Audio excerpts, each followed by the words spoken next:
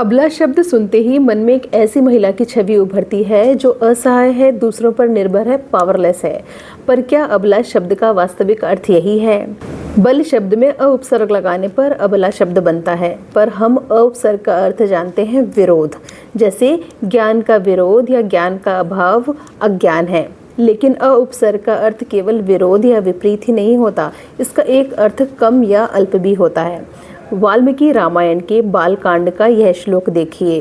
प्रसंग यह है कि ऋषि विश्वामित्र श्री राम को ताड़का के बल के बारे में बताते हुए उसका वध करने के लिए कहते हैं, और तब श्री राम कहते हैं, अल्पवीर्या यदा यक्षी श्रूयते मुनिपुंगव कथम नाग सहस्रस्य धार्यते अबला बलम।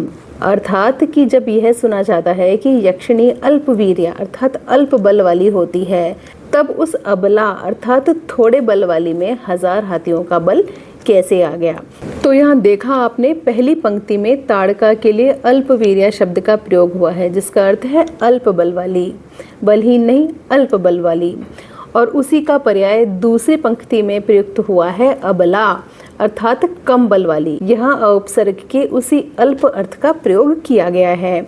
इस संदर्भ में आप गीता प्रेस का यह अनुवाद भी देख सकते हैं।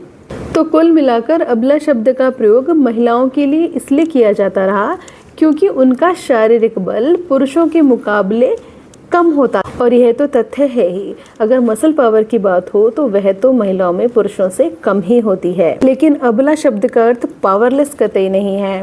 यह संदर्भ समय के साथ जुड़ गया जब महिलाएं सामाजिक और आर्थिक दृष्टि से भी पुरुषों पर निर्भर रहने लगी।